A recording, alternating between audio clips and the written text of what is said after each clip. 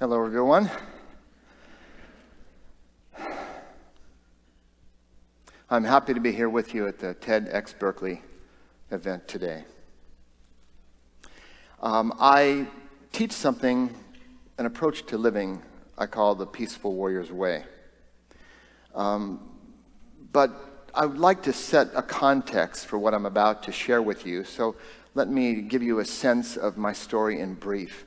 When I was a young man at Berkeley, training in a gym right across the street, and that old gas station in the story, in the movie and the book, was about 2 blocks from here on Oxford and Hurst, I used to do things like this.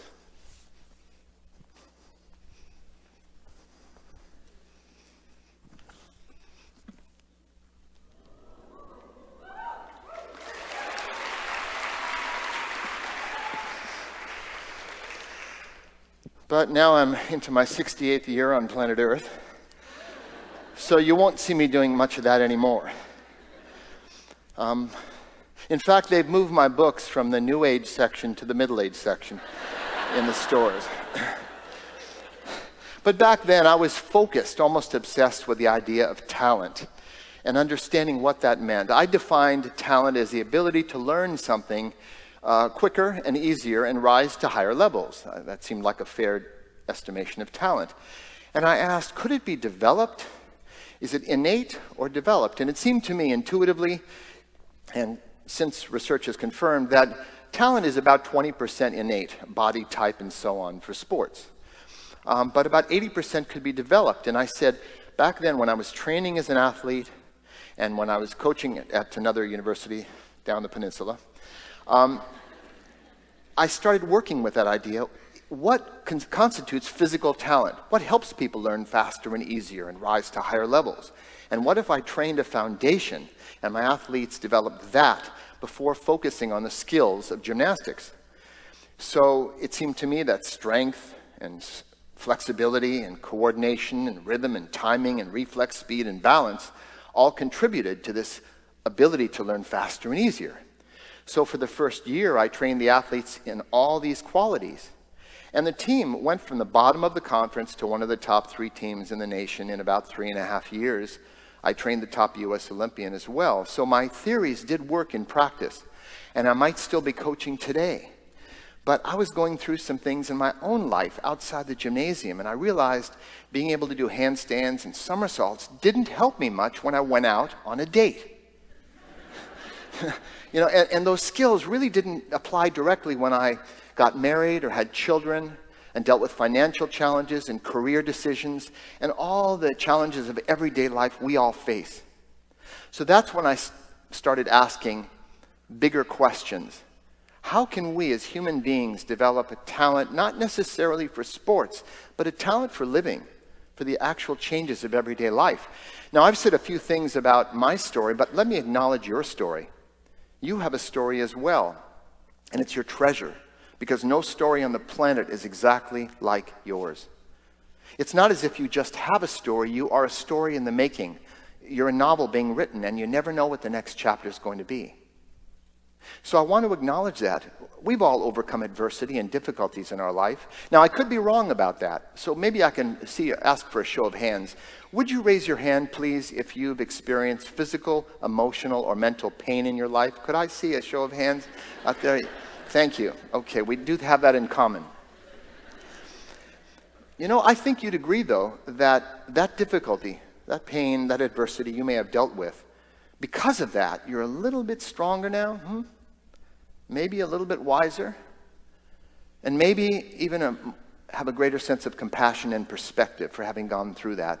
So we don't have to pretend to like difficulties when they come, but we need to keep that thread of attention that there are hidden gifts depending on how we respond to it. That's what I learned. So that question of how we can develop talent for living actually led me around the world studying with various mentors over more than a decade, pretty intensively. And it led to this approach to living I call the Peaceful Warrior's Way.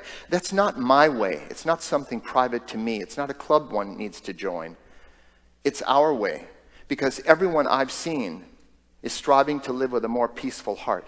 But there are also times in our lives that we need a warrior's spirit.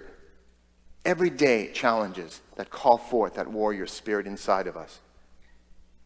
So that is what I do. It's about peaceful heart, warrior spirit. It's a sense of balance, living with our head in the clouds, but our feet on the ground. So then you might ask, well, what would be a peaceful warrior's approach to catalyzing change? Well, let's be very realistic. When things are going great in our lives, and we've all had moments, periods like that, when everything was going great, we don't want change. At those points, we want everything to stay the same, but it doesn't. And so life changes. Life is full of change. And so but when things aren't going well, when we have some challenges in our life coming up, then we're looking for change.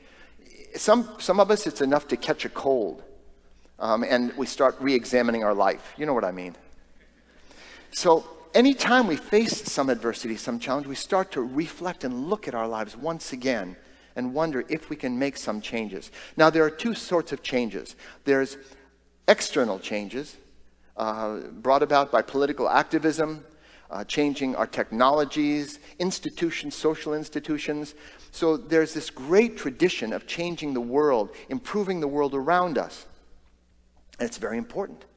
There is also a tradition of internal change, psychological, spiritual, personal growth, where people say, you know, I think the greatest difference I can make is changing myself, and then I can bring more into the world and be more useful. Now, for some people, there's a contradiction between those two sorts of change. They say, oh, I don't want to be a navel gazer and just thinking about myself, and I want to be politically active in the world. Well, I actually confronted this important question. I was walking down Telegraph Avenue in the late 60s with Socrates. The Vietnam War was raging. I was doing a lot of work on myself at the time. Self-reflection, self-observation, self-analysis. I was even doing a form of self-massage from the ancient Mongolian warriors to clear fear-produced tension from the bone surfaces of every bone in the body. It took about 6 hours. So I was doing a lot of personal processing. And at the same time, as we walked down Telly, I noticed a poster about starving children and oppressed peoples, and anti-war activism and organizing. And I turned to Sock and I said, you know, Sock, I feel kind of guilty or selfish doing all this work on myself when there are so many people in need out there. And he didn't say anything at first, and suddenly he turned to me and he said, take a swing at me. I said, what? Did you hear what I was just saying? He said, come on, I'll give you $5 if you can slap me on the cheek. Go ahead. Well, I figured it was some kind of test he was giving me, so I bobbed and weaved, and finally I took a swing at him. In the next moment, I found myself on the ground in a rather painful wrist lock. And as he helped me to my feet, he said, you notice a little leverage can be very effective? I said, yes, I noticed. He said, well, if you want to help people, of course, do what your heart tells you to do. But don't neglect the work on yourself, because that's what's going to give you the clarity, the courage to know how to exert the right leverage at the right place, at the right time, and really make a positive difference in the world. So it's not a question of either or, this kind of change. It's a matter of both, outward and inward. Now, even if we decide we want to work on ourselves, where do we exert the right leverage? What is that comprised of? Some people focus on fixing their insides. This is very popular in the metaphysical, spiritual traditions, in the self-help movements, how to change your thoughts, think more positively, and so on. So some work with the mind and the emotions, to have just the right emotions and so on, to make a change in the world.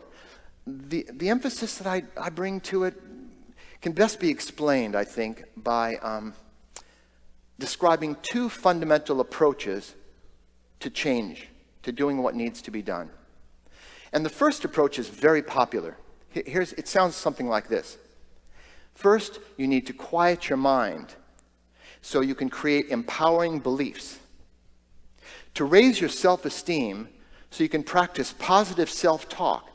To find your focus and affirm your power to free your emotions and visualize positive outcomes so that you can find the courage to generate the confidence, to make the determination to to form the commitment to feel sufficiently motivated to do whatever it is you need to do. Whew. That's one approach. I recommend the other, which is just do it.